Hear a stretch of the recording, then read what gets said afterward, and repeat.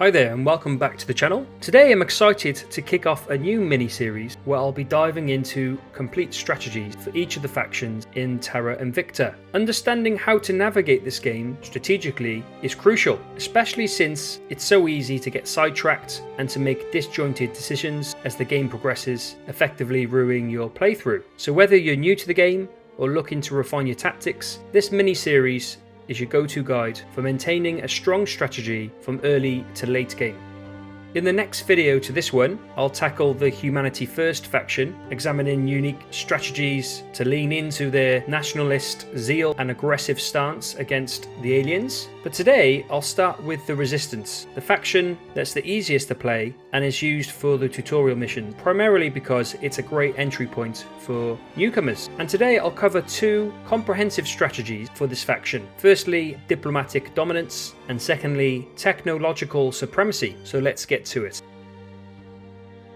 So firstly, strategy number one, diplomatic dominance. In Terra Invicta, the diplomatic dominance strategy is all about leveraging the Resistance diplomatic influence to take control of global politics. This approach focuses on creating a vast network of alliances, using persuasion to foster unity against the alien threat. The goal here is not just to react to alien maneuvers, but to actively prepare Earth for a coordinated defense by bringing nations together under your strategic leadership. By positioning the Resistance as the central authority in Earth's geopolitics, this strategy allows you to direct global resources and make strategic decisions that impact the entire planet.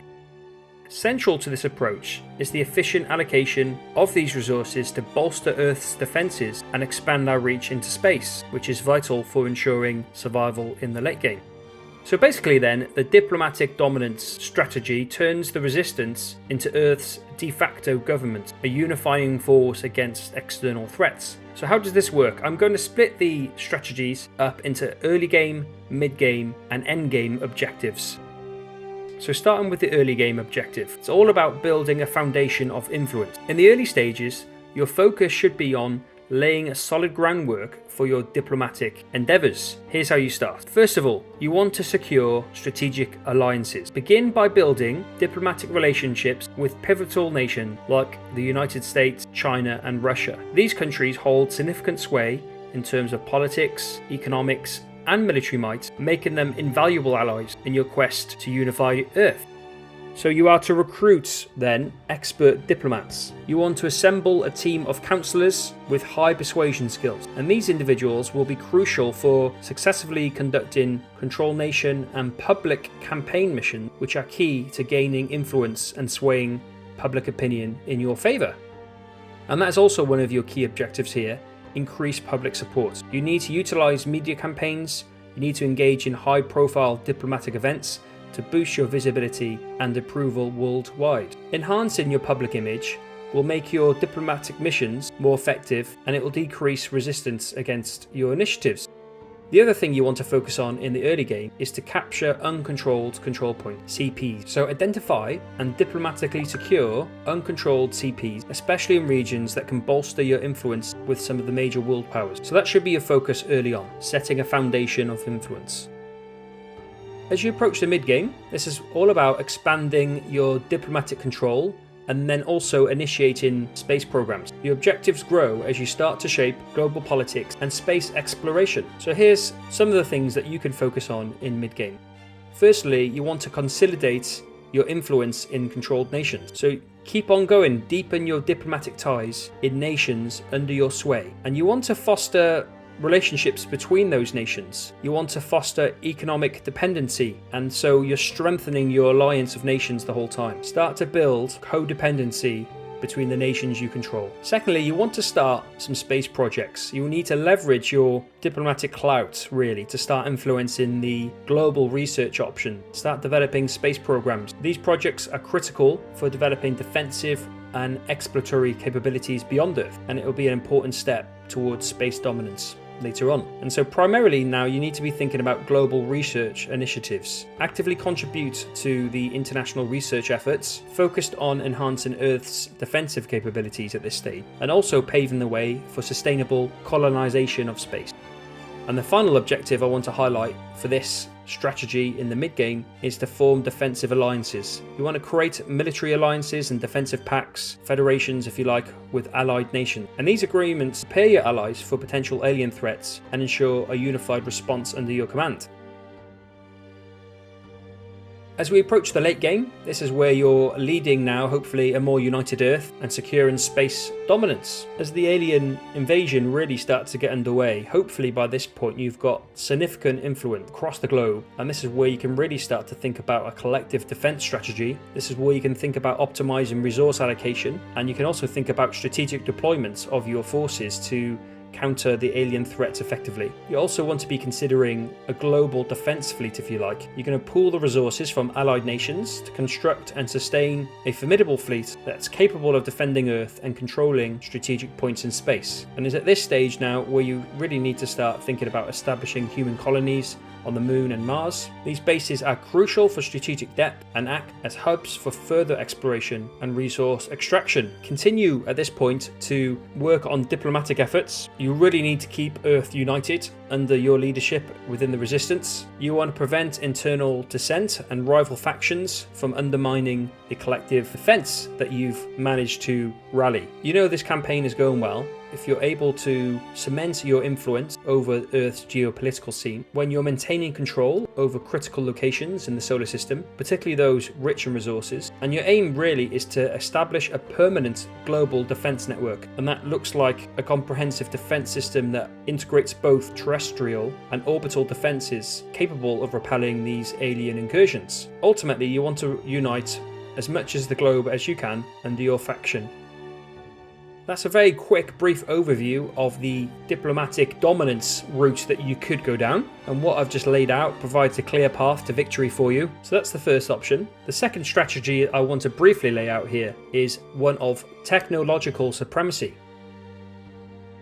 The core idea of the technological supremacy strategy is essentially to harness and to lead the world in innovation. Your focus will be on research and development, and so that means you want to secure regions renowned for their technological outputs. And leveraging breakthrough technologies, the Resistance aim here is to outpace both rival factions and the aliens too. So this strategy not only involves defending against alien advances, but also ensures that you remain at the forefront of the technological evolution. This strategy not only positions the Resistance as a power player on Earth, but also a dominant force in space, capable of securing humanity's place among the stars. So let's break down in some detailed steps what you need to employ from the early game through to your ultimate victory.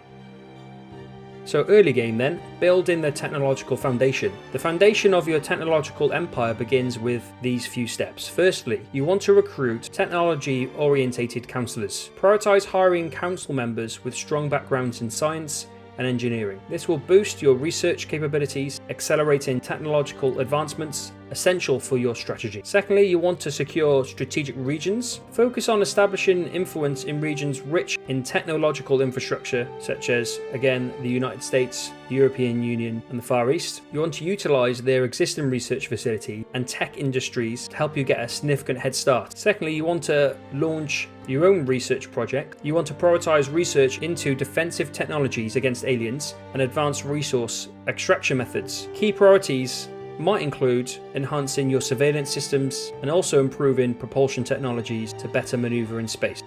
Again, where possible, thirdly, you want to establish research alliances, try and form strategic partnerships with other nations to pool resources and expertise, particularly focusing on space technologies and defenses. These sort of alliances will be crucial in advancing your capabilities at an accelerated pace.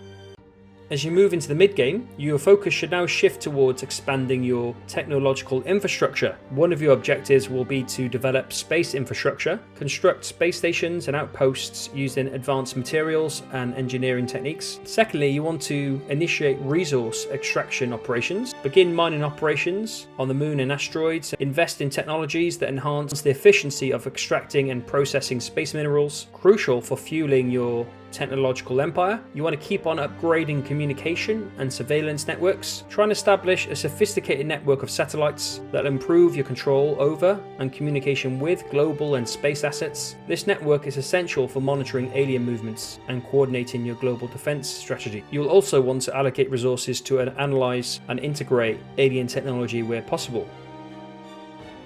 Later in the game, you want to start dominating through technology. This is where you start to deploy advanced orbital and terrestrial defense systems designed to neutralize the alien threat. Key technologies may include anti-missile lasers and space drones. You want to secure and fortify vital locations across the solar system, especially those rich in resources like asteroids and strategic orbital paths. You want to develop technologies that allow for interstellar travel and defense, allowing you to carry out preemptive strikes against alien bases. And you want to dominate global technology policy. As the clear technological leader, set the standards for technology development and distribution globally, ensuring the resistance supremacy in this area is unquestioned. You know you're on the way to victory when you actually achieve technological dominance, that you become unrivaled in technological superiority in defense and space capability. You want to secure the solar system, ensure that all strategic locations are fortified with the latest technologies and remain under resistance control. That you have established a sustainable defense network that can indefinitely maintain a high level of security for Earth and its extraterrestrial territories. By implementing these steps and focusing on technological advancements, the resistance can effectively secure a decisive victory in Terra Invicta. So this wraps up our in-depth exploration of some of the strategic options for the resistance in Terra Invicta, from diplomatic dominance to technological supremacy. I've covered the essentials you need to navigate this faction and its ideology. We haven't been able to go massively into detail, but hopefully these overviews will be of some help to some of you. By focusing on diplomatic influence or cutting-edge technology, you can shape the geopolitical landscape and secure humanity's future against the alien threat. Next time, I'll shift my focus to another faction, Humanity First. This group presents a unique set of challenges and strategies that are significantly different from those of the Resistance. I'll delve into two distinct strategies for playing as Humanity First, each tailored to harness their specific ideology and objective within the game. So make sure you tune in for that. If you've enjoyed this video and it's been of some help, please consider liking and subscribing. But until next time, take care.